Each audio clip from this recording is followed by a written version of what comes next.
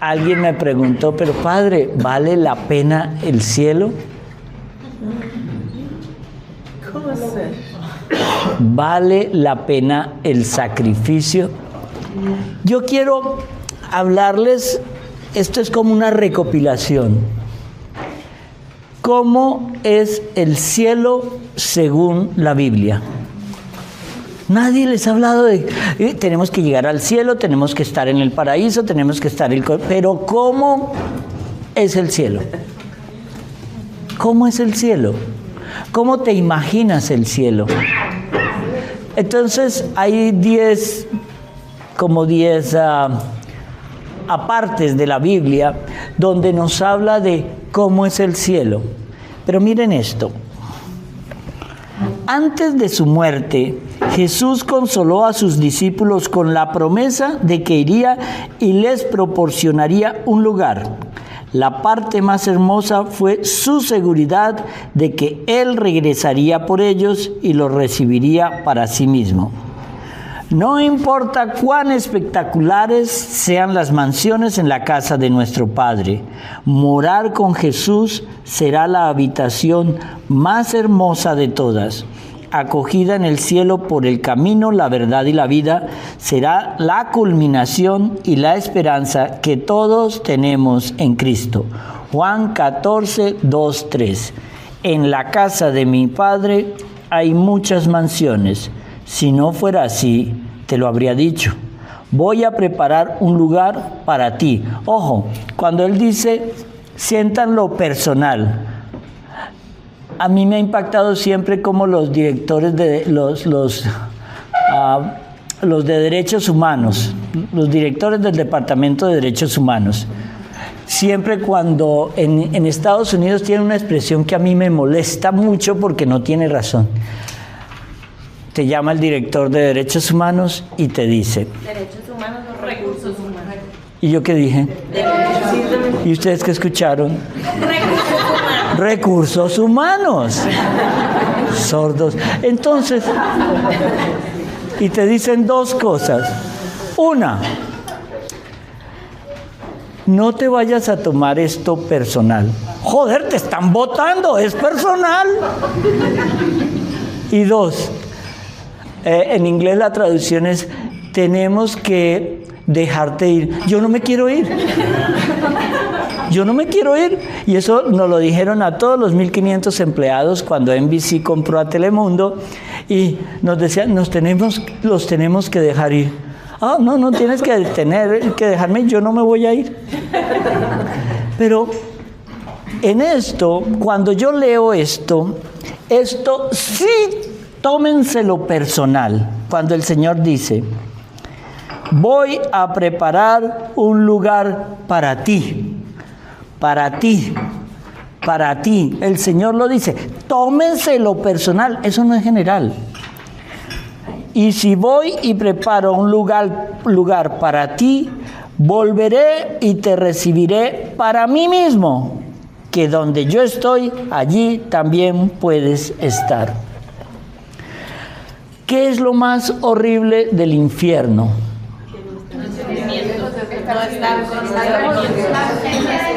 Menos mal no entendí nada de lo que dijeron. Porque lo más terrible del infierno es que no veremos nunca a Dios. En el infierno hay algo. Cuando llegamos al purgatorio, los que van a llegar al purgatorio, queda siempre la esperanza de que un día saldré de ahí. Pero cuando los que llegan al infierno pierden esa palabra, esperanza, ya de ahí no se sale. Y eso lo dice la Biblia en muchas partes. Del infierno nadie sale. Porque cuando el rico Epulón vio a morir a Lázaro y llegó allá y le pedía que al padre Abraham que le permitiera mojar a Lázaro un dedo para que se lo acercara a él en el infierno. Primero, aún en el infierno él no entendía que ya Lázaro no era su esclavo. Dile a Lázaro que venga y me Dile, tú, mira dónde estás tú y mira dónde está Lázaro. 2, ¿qué le dice la Biblia? Entre ustedes y nosotros hay un abismo insondable. Nadie de allá puede pasar aquí, ni nadie de aquí puede pasar allá. Cuando Santa Teresa en ese poema no me mueve el terror del infierno merecido, pero todos nosotros hacemos cada día puntos para irnos para el infierno, no al cielo. ¡Qué fuerte! Cuando ustedes lleguen esta noche a su casa o a su cama, pregúntense, ¿qué hice yo hoy para ganar el cielo? Y pregúntense, ¿cuántas mentiritas imbéciles dije para ganarme el infierno? ¿Cuánta pereza hubo para no rezar para ganar el infierno? ¿Cuántas veces desprecié a mi hermano para ganar el infierno? No hacemos sino puntos para irnos para el infierno diciendo que nos vamos al cielo. Eso es lo más imbécil del mundo. Miren esto. Varios textos de revelaciones aprobadas por la Iglesia hablan de cómo va a ser ese cielo. Pero aquí vienen cosas importantes. Hay una palabrita muy linda que dice, ¿ustedes saben cuándo se acabará el mundo? Pero el Señor nos da una clave importantísima. Cuando el último de sus elegidos entre al cielo, compensando el mismo número de ángeles que se condenaron. Sabemos que 1/3 de los ángeles del Señor se fue con Lucifer.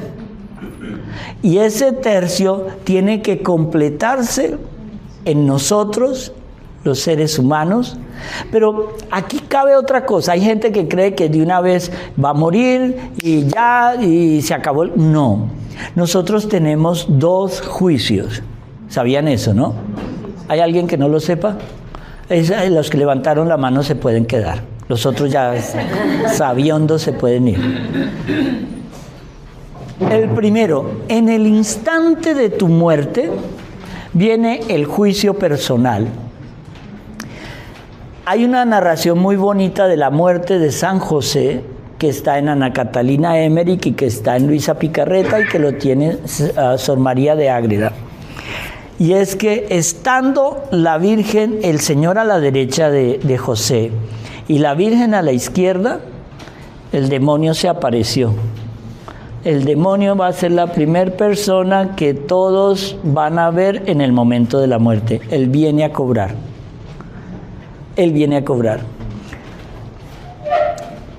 ¿Por qué el demonio se aparece? Porque él es el gran mentiroso. Y él lo que quiere es dañar el plan de Dios con tu alma, porque al Señor le duele que tu alma se pierda. Entonces, lo primero que hace Jesús en ese momento es, aquí no entras. Eso es lo que yo llamo, o que la Iglesia llama, una santa muerte. ¿Ustedes se imaginan que el día que ustedes se mueran, tengan a Jesús aquí y a la Virgen aquí? ¿Se imaginan eso? Pues eso es dificilísimo. Esta mañana leía una palabra que a mí me impactó mucho. Son muchos los llamados. Muchos los llamados, muy pocos los elegidos. Creemos que la mayoría nos vamos a salvar. ¿No? La iglesia de nuestros hermanos protestantes, estas lindas iglesias de garaje, solo por fe, acepta al Señor y ya serás salvo. Eso no es verdad. Entonces, cuentan las obras.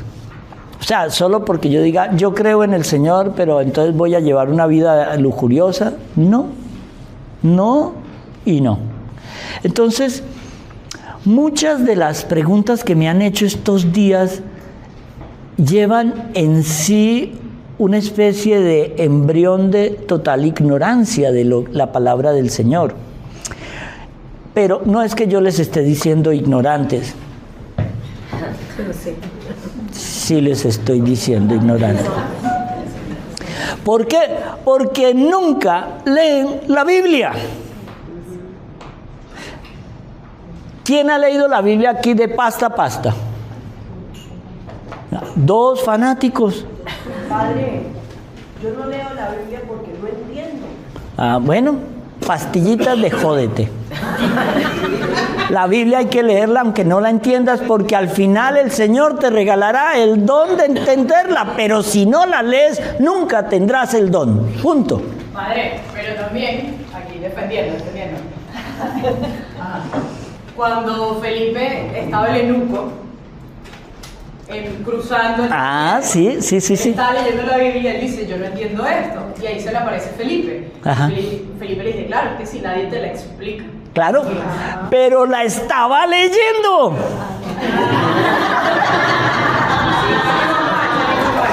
De nuevo, no la quieres leer porque no la entiendes. Pastillita de 500 miligramos de jódete. La lees, coño. Perdón por lo de la lees. Aquí vamos a esto. ¿Cómo es ese cielo? Miren, nosotros al morir tenemos el juicio personal. Ahí sabremos si nos condenamos o nos salvamos. Si usted va a caer en el último nivel del purgatorio, se salvó, aunque será un infierno. Narran muchos de las personas que han tenido revelaciones privadas la historia del Papa, no voy a decir que fue Inocencio II, que llevaba 500 años en el purgatorio. Y hay castigos, óigalo bien, que pasarán en el purgatorio hasta el juicio final. Miles de años en el purgatorio. La gente cree, bueno, pero si me salvé y llegué al purgatorio, chévere. Pero es que le han explicado en realidad qué es el purgatorio. Cuando uno empieza a leer y a leer y a leer, nuestros hermanos dicen que el purgatorio no está en la Biblia. Por favor, aparece en más de 30 ocasiones desde el Antiguo hasta el Nuevo Testamento. Que no lo llama purgatorio con ese nombre, sino lo llama lugar de purificación. No saldrás de la cárcel hasta que no hayas pagado el último centavo. Nos recuerda eso el Nuevo Testamento. Entonces, ¿por qué? Porque es que el cielo es y tiene que ser algo tan sublime, tan grande, que jamás un ojo vio, un oído oyó o una mente siquiera imaginó. Todos los santos que el Señor les ha permitido vivir eso por segundos, se quieren morir ya para estar con Él. La Virgen le rogó al Señor cuando murió que se la llevara. ¿Y el Señor qué le dijo? No, porque tú tendrás que guiar la iglesia. Por eso entender esa belleza que es que a la Virgen es a la primer persona que el Señor se le apareció resucitado. No fue a la Magdalena, ni fue a... No, fue a la Virgen. Y eso ¿cómo lo sabemos? Porque es de lógica teológica. La Virgen es la que acelera el inicio de la vida misionera del Señor. En las bodas de Caná, cuando Él les dice, la Virgen les dice, hagan lo que Él les diga. Él le dijo, la traducción mal hecha es madre, aún no es llegada, mujer, perdón, aún no es llegada mi hora. Esa es una connotación que es una homilía de 2 horas, esa frasecita. Pero en realidad la Virgen lo que dice es, mire, mijito, deje la bobadería y empiece a trabajar. Pero de igual manera es la Virgen quien acelera la resurrección. se tenían que cumplir los 3 días que decía la Biblia. Al tercer día resucitó. Muere viernes, padece el sábado y resucita el domingo. Domingo. Ustedes saben que domingo sí viene del latín dominus, que significa día del Señor.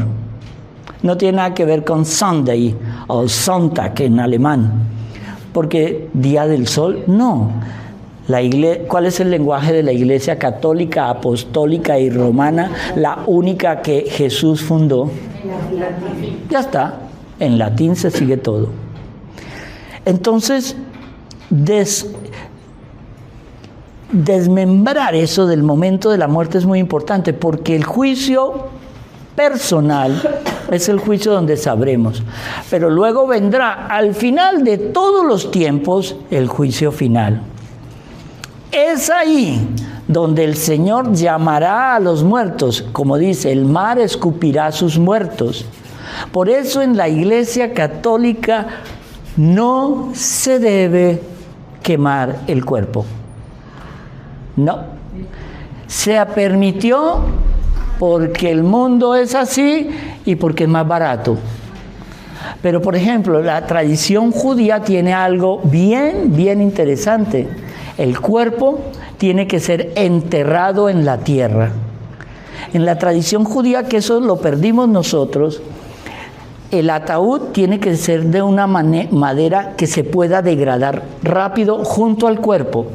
Y es mejor si solo se entierra enrollado en una sábana.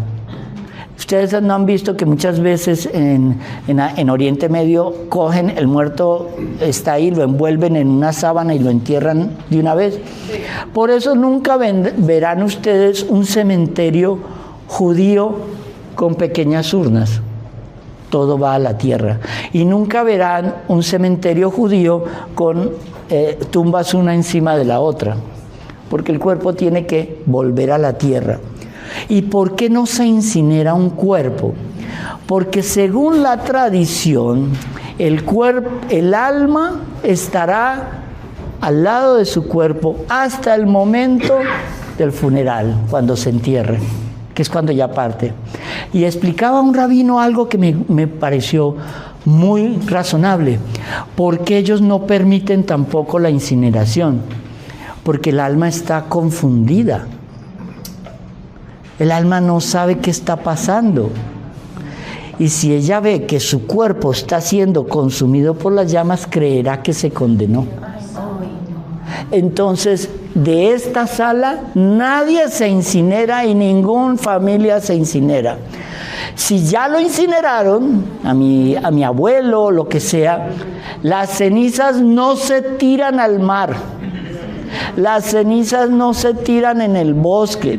Las cenizas no se mandan a comprimir para tenerla en un diamantico aquí. Las cenizas no se guardan en la casa. Las cenizas van a un cementerio. Del ahogado al sombrero. Entonces, esto es importante porque en el juicio final, cuando el Señor llame a todo el mundo, los salvados resucitarán con su cuerpo glorioso para vida eterna. Los condenados con sus cuerpos deformados para condenación. ¿Esto lo sabían? Ya lo saben. Entonces, ¿pero eso de dónde lo saca, padre? Biblia. ¿Y por qué lo sabe usted? Porque yo sí la leo. Y al comienzo, yo les doy un consejo siempre. Cuando vayan a leer la Biblia, empiecen por los libros sapienciales. Los libros sapienciales, ¿cuáles son? Los de sabiduría. ¿Cuáles son esos? Sabiduría, Proverbios, Eclesiastés, Eclesiástico, Salmos. Y Job lo vamos a dejar para después porque ustedes no están preparados para sufrir. Entonces, y luego de eso me voy a los... No, si van a hablar ustedes me dicen. me voy directamente a los proféticos, donde me hablen de las profecías. Luego me voy a los históricos. Y de ahí me voy a los evangelios. Y leo todo el Nuevo Testamento y luego regreso a leer el Génesis. ¿Por qué? Porque si yo empiezo a leer la Biblia en el libro de Números, me voy a pegar una aburrida. Y Esaú nació y era hijo de Bernabé, y Esaú vivió 250 años y fue el padre de Pepito, Juanito y Sutanito, y Pepito vivió 350 años, y esa vaina dura como 10 páginas. Entonces, lo mejor es... ¿Por qué yo recomiendo los sapienciales? Porque te enseñan a pensar. Te enseñan a saber cómo vas a leer la palabra de Dios. Lo que dijo nuestra hermanita ya, es que no entiendo, porque es que empezó por Génesis. Podría poner casi tus manos al fuego por eso, ¿cierto? Sí, por eso. Siga la dosis de 500 miligramos. Entonces, en Hebreos 12:22, pero has venido al monte Sión y a la ciudad del Dios viviente, la Jerusalén celestial, a una innumerable compañía de ángeles, a la asamblea general. Este pasaje de la Biblia es rico en descripciones hermosas y detalladas del cielo. La ciudad del Dios vivo será un lugar espectacular según el diseño perfecto de Dios. Y como lo expresó un escritor, la Jerusalén celestial será un lugar de bendición inimaginable. La gente describe todo lo que está en el Apocalipsis, todo lo que está en esto, muy erróneamente. ¿Por qué? Porque primero viene el final de estos tiempos, no el final del mundo, de estos tiempos, porque Jesús tiene que volver aquí, pero ya no volverá como un cordero para el matadero, lleno de misericordia y perdón. Ya no vendrá como ese humilde carpintero dispuesto a que nosotros lo matemos, no. En la segunda venida, Él vendrá en gloria, rodeado de millones de ángeles, y vendrá y bajará en la Jerusalén celestial. Y Él reinará por lo menos, según la Biblia, 1000 años. Y el que muera, no sé, recuerdo el número, no sé si son de 200, 300 años, dice la Biblia. En ese momento, cuando Jesús esté entre nosotros, el que muera de 300 años o 200 años, habrá muerto joven. Entonces volveremos a ver por qué la Biblia dice que Matusalén vivió 900 y pico de años. Entonces entenderemos que la Biblia no mentía. Miren este dato antropológico. La Biblia dice que Goliat medía casi 4 metros, entre 3 metros, 3 metros y medio. Se consideraba un mito, ¿cierto? Se sabe que David, el que lo mató, medía 1,49. O sea, al lado mío. Pero miren esto tan bonito. Hace como unos 10 años, la Universidad Hebrea de Jerusalén, en unas excavaciones en lo que hoy conocemos como la Franja de Gaza, que era donde vivían los filisteos, encontraron tumbas de más de 2.000 y 3.000 cadáveres. Eso lo pueden encontrar en los videos de YouTube, para que vean que no me lo estoy inventando. Van a encontrar unos cráneos de este tamaño y unos esqueletos de 3 y 4 metros de altura en las ruinas y en los cementerios que acaban de descubrir. Y era la zona de los filisteos. Los palestinos de hoy no tienen nada que ver con eso. ¿Por qué? Porque cuando David entra a lo que conocemos como la Franja de Gaza, ¿cuál fue la orden del Señor? pásalos a cuchillo a todos. Es una raza maldita. Filisteos. ¿De dónde descienden ellos? En la Biblia, en el Génesis, nos dice, porque los hijos de Dios encontraron bellas a las hijas de los hombres y se unieron y crearon una nueva raza. Según algunos exégetas, esa nueva raza se instauró en lo que hoy conocemos como la isla de Creta. Y es de Creta de donde salen a conquistar la tierra de Israel cuando se han ido todos por el hambre a vivir a Egipto. ¿Sí ves cómo una cosa va encadenando a la otra? Cuando David vuelve a entrar, ya todo esto está lleno de filisteos. Y es cuando empiezan las guerras de conquista, Pero el Señor le dice a David, mátalos a todos. Y le pregunta a David, inclusive a niños, mujeres y ancianos. Dios le contesta, a todos. Cuando eso lo vemos, se acabó la raza. No tiene nada que ver eso con lo que estamos viviendo hoy, pero el conflicto sigue. Entonces, esto fue una parte histórica, es comercial, para que escuchen la historia del pueblo de Israel, que también va a estar pronto disponible para ustedes. Quienes hayan salido de la gran tribulación permanecerán en el trono de Dios. Apocalipsis 7:15, la gran tribulación, es eso que viene ahora. Por eso están delante del trono de Dios y le sirven día y noche en su templo. Y el que está sentado en el trono morará entre ellos. ¿Quién está sentado en el trono? Jesús. Uy, casi que no dan. No tendrán más hambre ni más sed. El sol no los tocará ni ningún calor, porque el Cordero que está en medio del trono los pastoreará y los conducirá a fuentes vivas de agua, y Dios limpiará toda lágrima de sus ojos. ¡Wow! Empezamos a entender. Apocalipsis 11:19.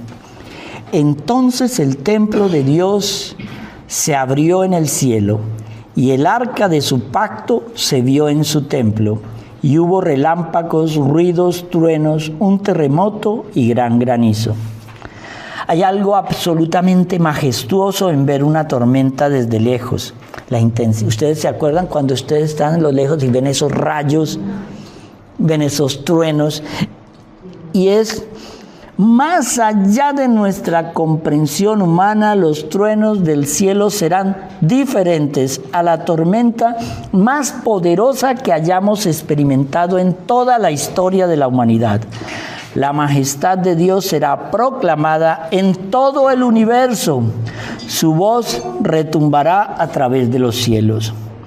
La voz de Yahvé sobre las aguas, el Dios de la gloria truena. Salmo 29. Y aquí entramos en algo que yo quiero, esto es un popurrí, ¿cierto? Que quiero que entiendan. ¿Cómo oraba Jesús?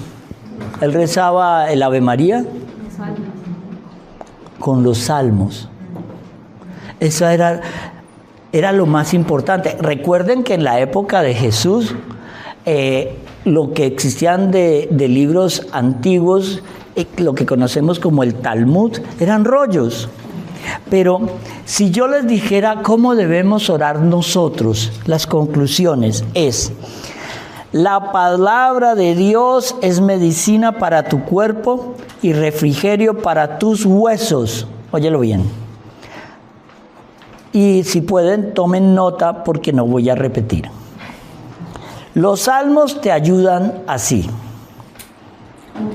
Si tienes una preocupación, reza el Salmo 42. Si estás desanimado, reza el Salmo 112. Si tienes temor, reza el Salmo 27. Si te falta confianza, reza el Salmo 118. Si no tienes valor, reza el Salmo 8. Si necesitas respuesta de Dios, reza el Salmo 61. Si estás enfermo, reza el Salmo 41. Si necesitas aumentar tu fe, reza el Salmo 144. Si tienes problemas económicos, reza el Salmo 37. Si tienes necesidad de protección, reza el Salmo 91. Si estás alegre, reza el Salmo 100. Proverbios 4:20 nos dice, está atento a mis palabras. El Apocalipsis 22 nos dice, ya nadie podrá ser salvo. El cierre de la gracia ha terminado. ¡Wow! Apocalipsis 15. El templo se llenará de humo. Empezarán las plagas. Y 2 de Corintios 6. Hoy es el día de la salvación. ¿Por qué quiero redondear con todo esto? Porque esto todo nos tiene que servir. Tranquilo que todo esto, Airán me imagino que lo pondrá en manual, editando ciertas partes. Bueno, pero miren esto. ¿Por qué es tan importante esto? Porque es que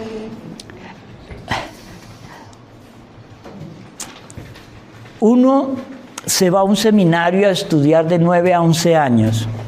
Los primeros 4 años te hacen estudiar un bachelor en filosofía. Te hacen estudiar latín. Y te hacen leer todos los filósofos. Es casi como decirte por qué no debes creer en Dios. Y luego vienen 5 años para estudiar teología y divinidad, que ese es tu máster, y unido eso a griego, koiné, y unido a un poco de hebreo y arameo. Y uno se mata, estudia y estudia y estudia. ¿Por qué a un seminarista lo tienen que encerrar en un seminario? Para que no haga nada más sino orar y estudiar, orar y estudiar. Y ustedes pretenden que en 5 días de un retiro se les revele todo. Es más, yo tengo un compañero, Alex, que, mire, yo me hice cura gracias a él. Él es un muchachito joven, debe tener, cuando él entró al seminario de 20 y pico, y yo entré de 47 años. Y él era, y mi inglés es como su alemán. Entonces, a mí me daba risa porque me decía, oh, si tienes que hacer este trabajo, tienes que hacer. Él era como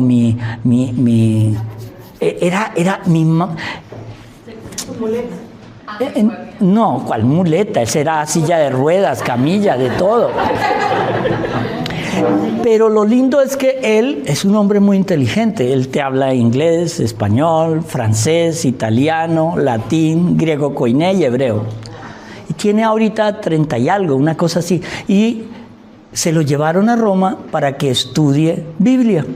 Estudiar Biblia tienes que hacer una licenciatura en Biblia, que son como de 6 a 7 años más. Y luego él va a hacer el doctorado en Biblia, que son otros 3 o 4 años más. O sea, él saldrá de la universidad con 70 años. Mentiras, ese ya está regresando. Pero a lo que voy con esto, es que uno trata de hacer una compresión total de lo que uno poquito ha aprendido para llevarlo en un lenguaje que ustedes que nunca han estudiado teología lo entiendan. Si lo entienden, uno está agradecido. Si no lo entienden, uno está agradecido. Están aquí escuchando. Pero no pidan entender todo en la primera. Llamen al Espíritu Santo para que Él les revele la verdad de lo que están leyendo. Llamen al Espíritu Santo. Entonces, ¿por qué estamos hablando hoy de esto? Porque es que ya no hay tiempo. Ojo, el Señor nos advierte, el tiempo de la misericordia se está acabando.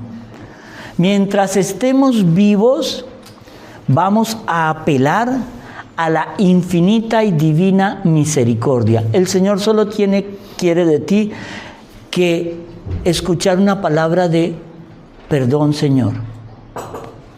Cuando le preguntemos al Señor cómo lo hice y Él diga,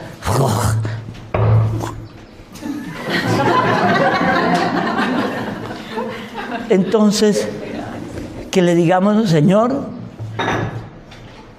la hice mal, pero perdóname.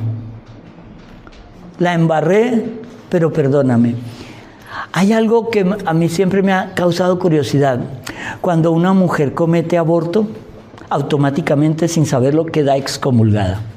Y todo lo que viene de comuniones después es un sacrilegio, porque ya está excomulgada. Solo antes, la excomunión de un aborto solo la podía levantar el obispo. Ahora, el Papa Francisco permitió que un sacerdote en una confesión pueda levantar eso. Pero cuando la mujer confiesa un aborto, casi nunca se perdona a sí misma. Y en la siguiente confesión vuelve, Padre, no, es que yo siento que no he sido perdonada porque cometí un aborto. No, Padre, y vuelve. ¿Sabe qué? El Señor ya te perdonó. El problema es que tú no te has perdonado. Ahí está lo grave. Porque si Él ya te perdonó, tú no tienes que volver y volver y volver. Una vez tuve a alguien que llegaba y me confesaba el aborto, la volví a ver al año y otra vez el aborto. Yo le decía, si ya confesaste una vez, ¿por qué llevas 4 veces confesándome el aborto? Padre, es que lo volví a hacer.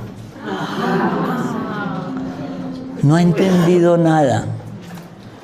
No he entendido nada. No sé a qué revelación santa o alguien le decía, ¿por qué Dios no ha mandado a alguien con la cura del cáncer?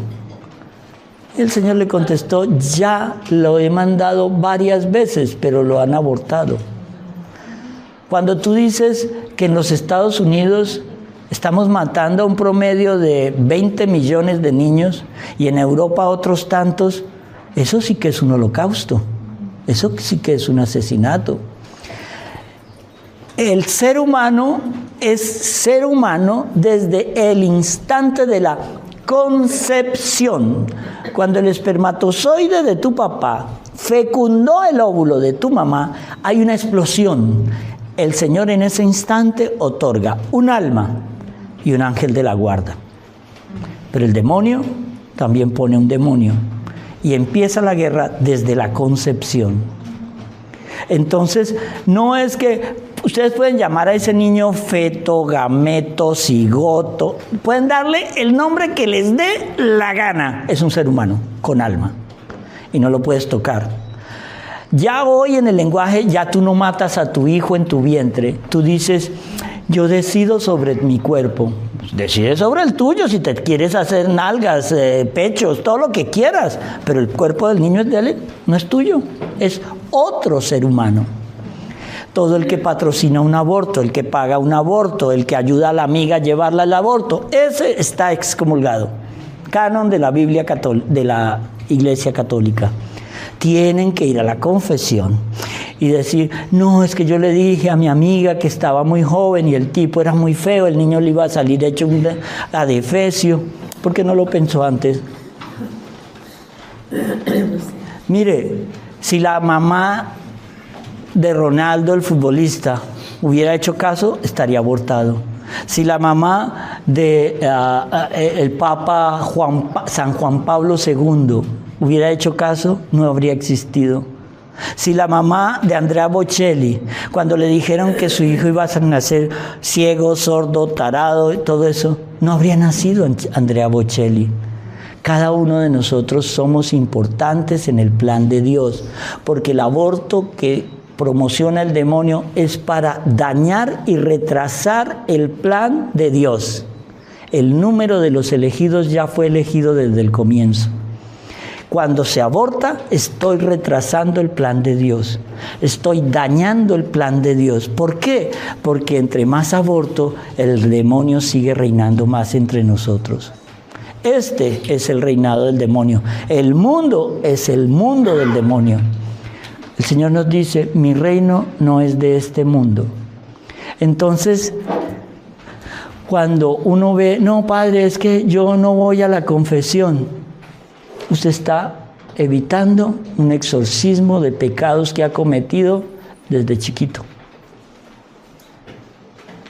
El que imbécilmente peca es imbécil.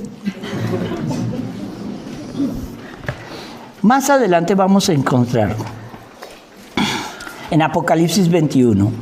Y me mostró la gran ciudad, la santa Jerusalén, que descendía del cielo teniendo la gloria de Dios. Su luz era como la piedra más preciosa, como la piedra de jaspe, clara como el cristal. El cielo, la luz de la gran ciudad de Jerusalén, será como piedra gloriosa, brillante como el cristal. Su resplandor eclipsará cualquier gema preciosa en la tierra y su valor será inconmensurable. Cubierto en la gloria de Dios, la santa Jerusalén descenderá con brillantez. Los judíos creen que la Jerusalén celestial es la Jerusalén de ahora. No. Eso no tiene nada que ver con la que describe la Biblia. Descenderá del cielo, sus muros serán de oro puro, brillarán. ¿Y saben qué es lo más bonito que nos recuerda esto? Creo que es el profeta Jeremías quien describe cómo será esa visita. Todos los que queden vivos, que acuérdense que 2/3 partes de la humanidad van a desaparecer. 2/3 partes. Pero los que queden y asistan al reinado de Jesús en la tierra, lo mejor que podrán hacer, y estarán obligados a hacerlo cada año, será visitar a Jesús en la Jerusalén celestial. Lo mismo que están haciendo ahora, para ver aquí el fenómeno de las apariciones de la Virgen, será lo que haremos cuando Jesús esté. Ustedes se imaginan que lleguen a esa Jerusalén celestial con ese cuerpo. Bueno, ya no hay nada más que hacer, fue así. Y le puedan decir: Señor, me encanta conocerte en persona. Y Él te diga: es que yo estaba siempre contigo, pero no me veías. ¿Dónde, Señor? En la Eucaristía. Por eso la Eucaristía cobra un papel tan importante en nosotros. Cuando comulguen, mire, la Iglesia permitió hacerlo en la mano porque lo permitió. La Iglesia permitió incinerar y yo tengo que obedecer porque yo soy muy obediente.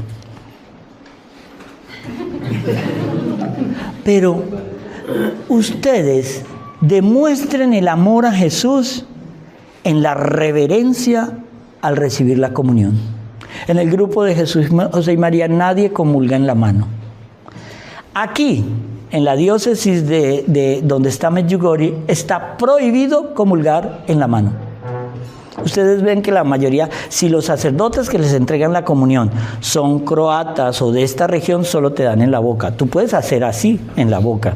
Y yo hablando con el obispo de ahora, que fue nuncio en Colombia, gran país, entonces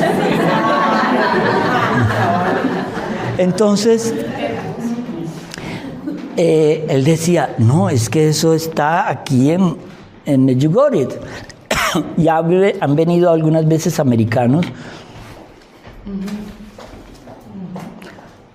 No, yo recibo en la mano.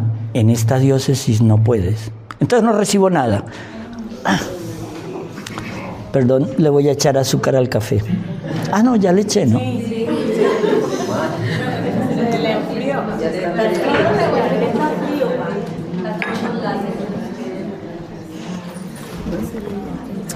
Entonces, miren, me avisas cuando falten 32 minutos.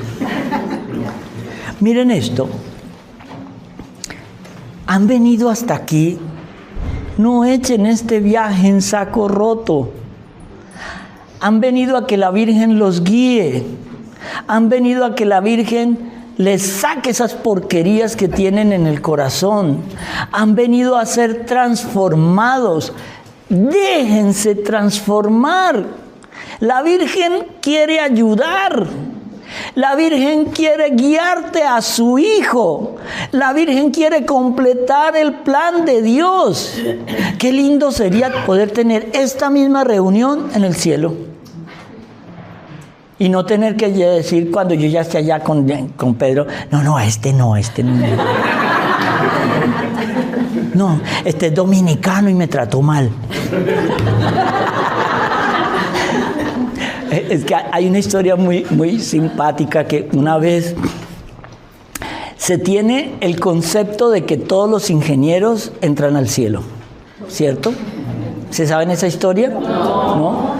Entonces, un día Pedro estaba hasta aquí ya todo azorado porque él tenía un poquito de desorden en el escritorio y entonces llega un ingeniero, se muere y llega al cielo. Pedro, aquí estoy, soy ingeniero, ayudé a construir puentes, carreteras. ¿Cómo te llamas? Pepito Suárez. No apareces en la lista. Sí, pero soy ingeniero, lo siento, no estás en la lista. Tienes que irte para allá. Entonces él llega al infierno. Y llega al infierno y le dice, no, mire que yo no estoy en la lista del cielo. No, venga aquí. ¿Y usted qué es? Ingeniero. ¿Ingeniero? ¿En el infierno? ¿Y usted qué sabe hacer? Yo soy Project Manager. Y empieza ese ingeniero y ordena las calderas de tal manera que el carbón y la leña no se desperdicien.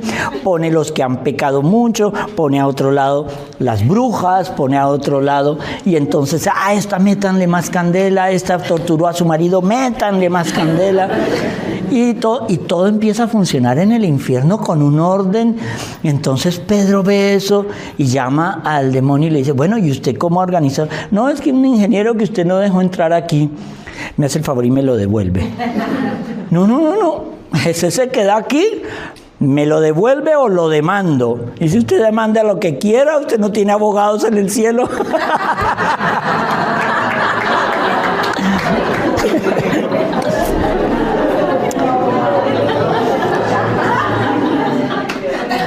Las 12 puertas, respirando. Las 12 puertas eran 12 perlas. Cada puerta individual era de una perla y la calle de la ciudad era oro puro como vidrio transparente. Apocalipsis 21:21. Visualizar las puertas nacaradas del cielo, formadas a partir de una perla, es insondable. Calles de oro tan puras que son transparentes se extenderán desde las 12 puertas. ¡Qué hermosura de descripción! En estos días veía yo un documental de esos y mostraban. ¿Ustedes saben de qué tamaño es la perla conocida hoy más grande que existe? De este tamaño. Increíble, ¿no? Uno cree que siempre las perlas son chiquititas, pero es de este tamaño. Eso comprueba que la puerta del cielo va a tener unas en perlas gigantescas. Y veía en ese documental que hay planetas fuera de la Vía Láctea que son formados enteros de oro puro. Planetas. Hay asteroides que traen mucho de ese material. Y es algo que en la Tierra es muy escaso. Por eso el oro, cuando vienen las grandes crisis económicas del mundo, se vuelve en ese material tan imprescindible. Entonces, ¿ustedes no quieren vivir en ese cielo? La mayoría nos pintan un cielo con nubecitos, angelitos regordetes, con barriguita. Uy, me han dado una idea. Pero bueno, creo que tengo que comer más, Aira. Pero no es eso, es ¿qué es el cielo? El cielo va a ser donde tú te unas. Eres una gota unida al océano que es Dios. Tú serás parte de Dios. Eres esa gotita de agua tirada en el océano, pero esa gotita de agua tendrá esa unidad. Hay una cosa que a veces recuerdo, no sé si lo han visto en los videos, pero es muy bonito. Los ángeles son puro espíritu, ¿cierto? Nosotros somos cuerpo y alma. ¿Y espíritu? Oh, ¿cómo es eso? ¿El alma y el espíritu no son lo mismo? ¿Por qué no? Tú dijiste que no. ¿Sí ve? A eso me refiero. No creo en las teorías del no porque no y sí porque sí.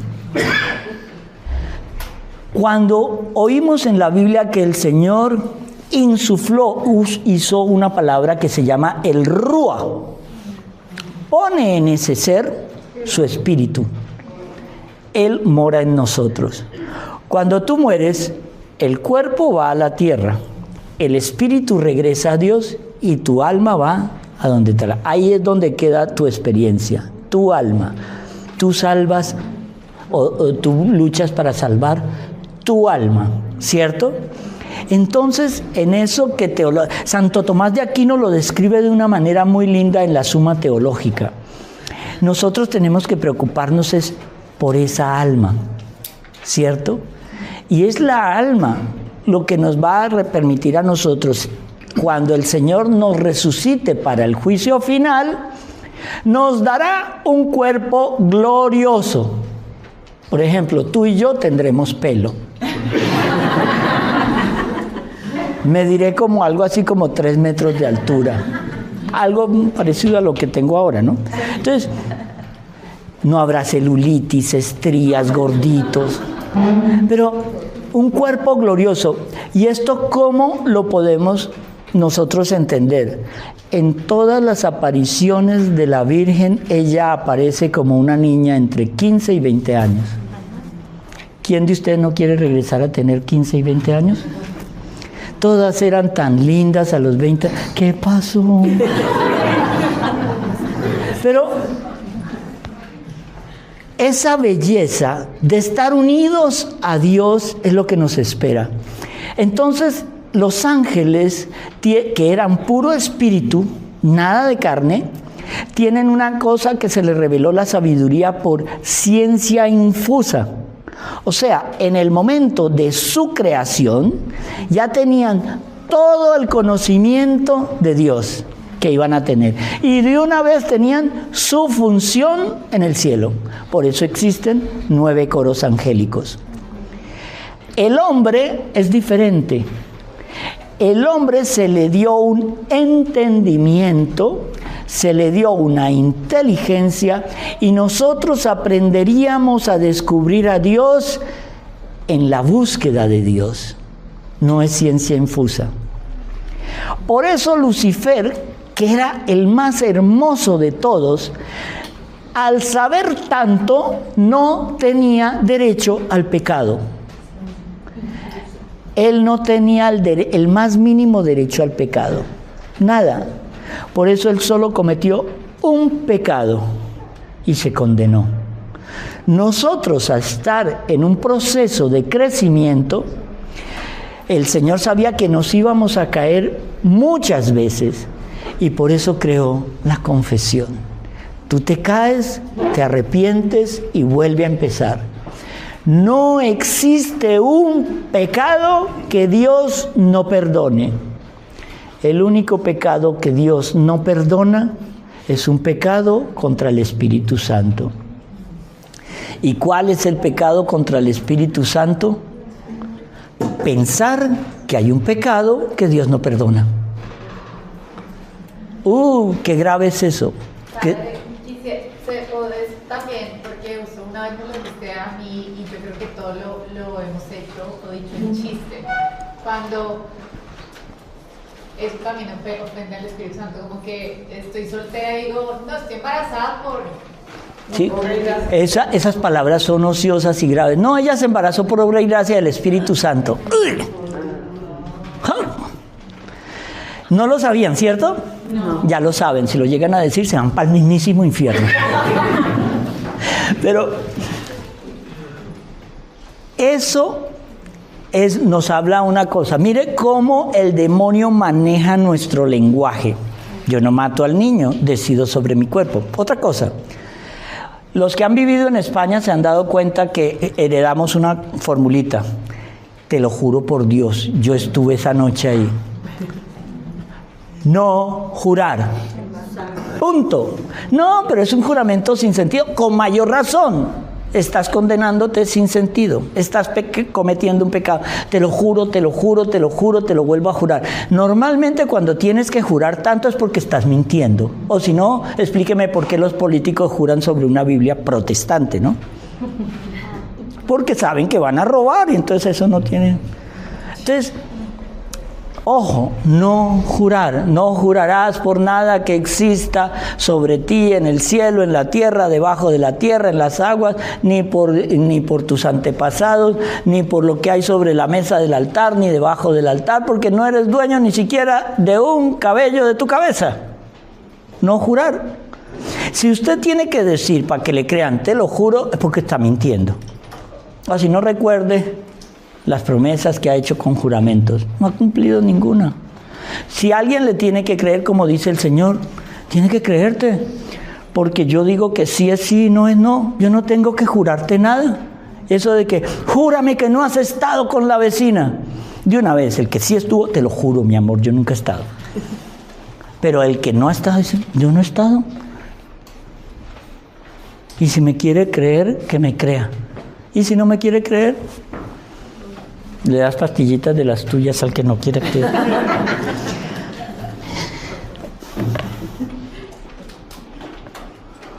Hay una cosa muy bonita que quiero con esto empezar a terminar.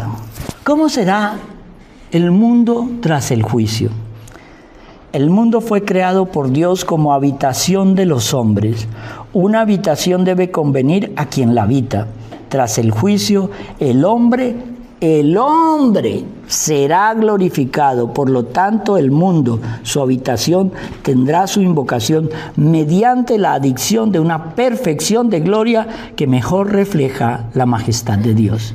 Cuando yo todo lo hago para la gloria de Dios, se llama, le doy gloria a Dios con mis acciones, con mis oraciones. Cuando yo lo hago para mí, ¿eso cómo se llama? Vanagloria. Vana es una cosa que es efímera, temporal, que muere con el tiempo. La gloria de Dios es eterna. La vanagloria, al ser para mí, es temporal y es falsa. Segundo, todo el mundo, ojo a esto, y también los astros del cielo fueron creados para el hombre. Pero cuando éste sea glorificado, no tendrá ya necesidad de esas influencias y movimientos de los astros que ahora alimentan aquí el desarrollo de la vida. Por eso, los movimientos de los astros entonces cesarán. ¡Wow! Hay una parte que no recuerdo dónde dice algo así como... No, esto es demasiado para ustedes. Ustedes no están preparados para eso. Las tinieblas entonces quedarán reducidas al centro de la tierra, que por lo tanto es lugar conveniente para los condenados. La Biblia nos dice dónde queda el infierno. Es el centro de la tierra. Ahí está el infierno. Leía en estos momentos, a mí me encantan los documentales que no sirven para nada, pero me encantan. Un informe sobre Rusia, en Siberia, trató de construir un túnel para llegar al centro de la Tierra y saber de qué estaba constituida. Y cuando llevaban no sé cuántos miles de metros de profundidad, empezaron a escuchar unos gritos y aullidos y las cosas más horribles del mundo, y salía un hedor terrible de ese hueco, que todavía le faltaban miles de metros para llegar, y el gobierno de Rusia mandó a sellar ese túnel, mandó a cerrarlo. La Biblia ya no lo decía. Nos decía que en la franja de Gaza habían gigantes, y solo hasta que vimos los esqueletos creímos. Antes todo era un mito. La Biblia ya nos habla dónde queda el infierno, el Hades, las profundidades. están en la tierra. Pero también nos dice dónde queda el purgatorio. ¿Saben dónde está? Los túneles que conducen al infierno. Porque el Señor, cuando bajó en la cruz, cuando muere, bajó a los infiernos. Primero, para que todos los demonios se postraran ante Él, porque estaba escrito, se postrarán ante el Hijo del Hombre. Y segundo, ¿qué es lo que ocurre hoy? ¿Qué es lo que celebramos hoy? Que es por eso que el día de hoy es el día más importante para el cristiano. Es cuando el Señor resucita y abre de nuevo las puertas del cielo para que nosotros podamos entrar. Hasta que el Señor no resucitó, ni Adán, ni Abraham, ni Moisés, ni los profetas, nadie, ni José había entrado al cielo. Estaban esperando que el Señor resucitara para que Él pudiera abrir las puertas del cielo. Por eso la Biblia nos recuerda, los santos esperaban este día de gloria. Por eso nosotros tenemos que celebrar con alegría que hoy, hace unos casi 2000 años, el Señor abrió las puertas del cielo. Hoy es un día de gozo para nosotros. Hoy es un día que tenemos que estar alegres por el sacrificio del Señor. La cruz no es símbolo de fracaso. La cruz es símbolo de triunfo. Porque quien no tiene una cruz, preocúpese. La cruz es la puerta al cielo. Hay algo bien lindo. San Mateo nos recuerda algo. Nos dice: el Señor purifica a sus elegidos.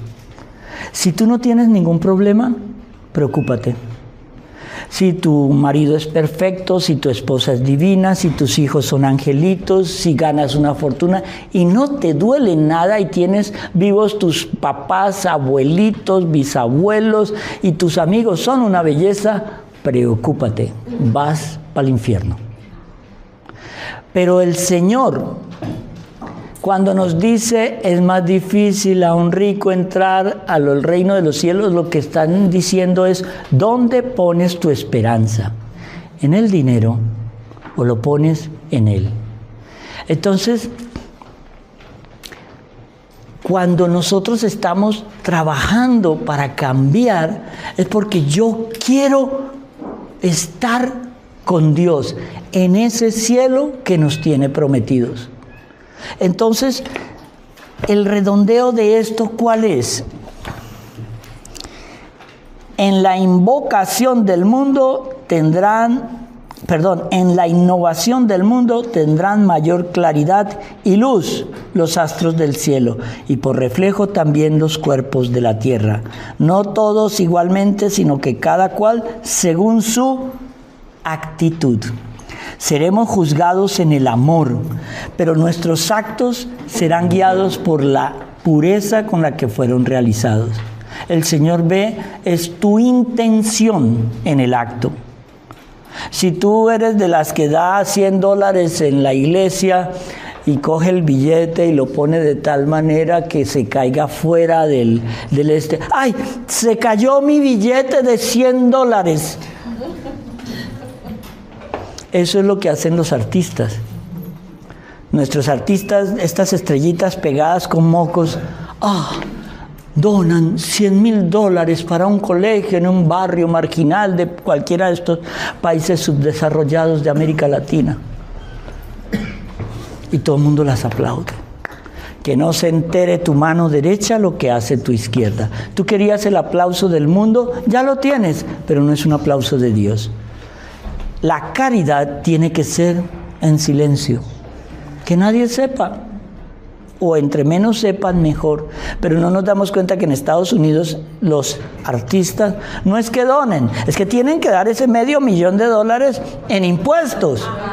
Les toca a la fuerza, pero también te dan la opción de decir: no, mira, tú puedes decir que se vaya a un colegio, a uno de estos países. Yo siempre digo países subdesarrollados de América Latina, como si yo fuera gringo. soy gringo. No, pero es para crear controversia porque yo sé que me van a escribir cuando salga esto. Padre, usted es colombiano, ¿cómo puede hablar mal de nuestro país?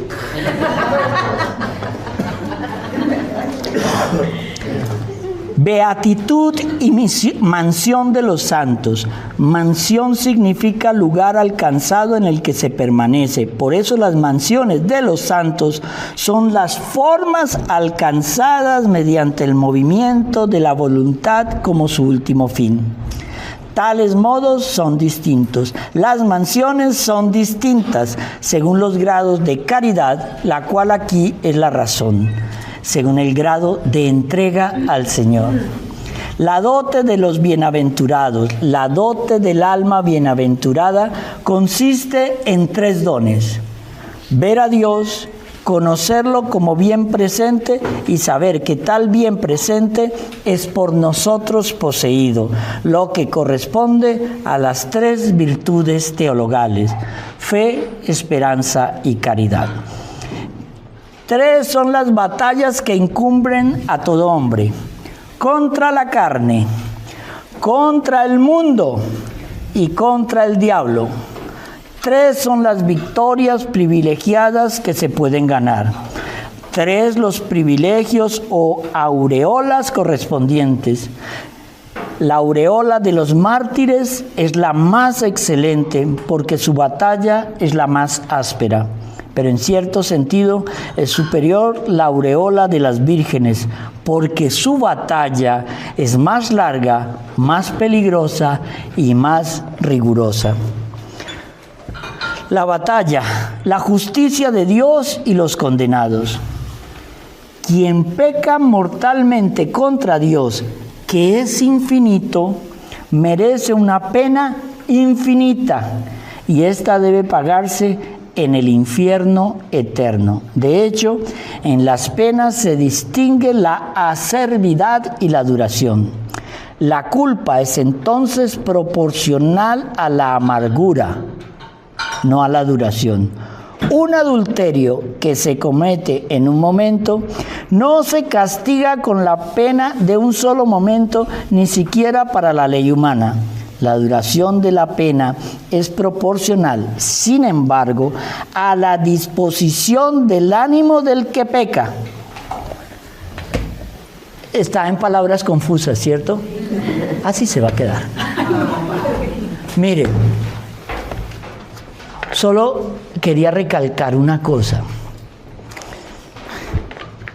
No pequen más. Es que ustedes pecan y nosotros nos ponen trabajo. Pero hemos venido aquí a cambiar. Olvídense si ustedes cometieron abortos, si ustedes hicieron bestialidades, si ustedes cometieron actos homosexuales, si ustedes no tienen caridad, si ustedes cometieron... ¡Borrao!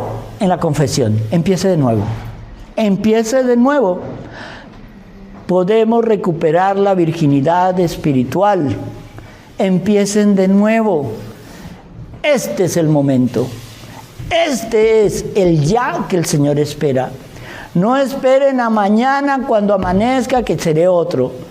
No esperen, porque quizá no hay mañana. Cuando me toca asistir a muertes repentinas de jóvenes y bendecirlos, él no sabía que se iba a morir. Hay una historia, una anécdota que es un poco dramática y todo esto, pero que la han leído en muchos memes. La madre que sale al hijo que se va de fiesta con sus amiguetes y le dice: "Ay, hijito, ve con Dios". Y el hijo, en broma, le contesta: "Pues tendrá que ir en el baúl porque aquí ya no cabe nadie más". Tienen un accidente y se matan los 5. El baúl quedó intacto. Eso parece ridículo, ¿cierto? Pero siempre bendigan a sus hijos, a sus padres, a sus hermanos. Que la despedida de ustedes no sea más suerte. No, que Dios te bendiga. Siempre la bendición. siempre, porque el Dios te bendiga, Dios te acompañe, la Virgen te cubra con su manto, que el ángel de la guarda te proteja, son bendiciones que lo que hables está siendo escuchado en el cielo. Ojo con las palabras ociosas, porque muchas veces el demonio las escucha. El demonio no sabe nunca lo que piensas, pero te conoce porque vive al lado tuyo. Está ahí todo el tiempo. Y sabe que si a ti te gusta la pornografía, te va a buscar los elementos para que caigas en la pornografía.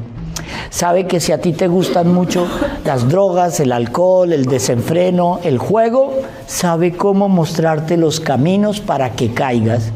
Y lo que me da rabia con este desgraciado es que él no ha terminado de tentarte y tú ya estás cayendo cuando él está pensando cómo agrandar ese pecado para que sigas cayendo. Por eso una mentirita chiquita te lleva al pecado mortal, porque no sabes hasta dónde tienes que llegar para salir del pecado mortal. Y la única manera de librarlo es en el cuartico de la confesión. Hasta aquí fue todo y que el Señor los coja confesados. Amén.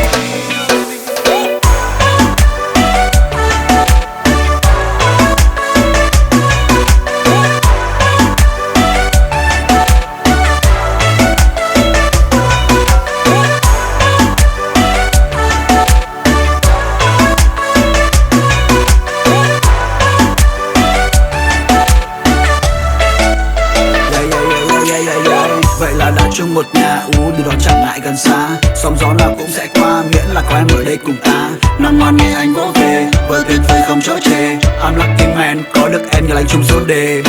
I was a playboy nhưng đó là anh trước đây thôi. Không còn muốn đi đêm muốn ở nhà cùng em ngắm mây trôi. Tay đang chặt tay nhìn mắt em lánh đủ say rồi. Đóng chắc trở lại rồi làm gì tiếp theo em sẽ biết ngay thôi.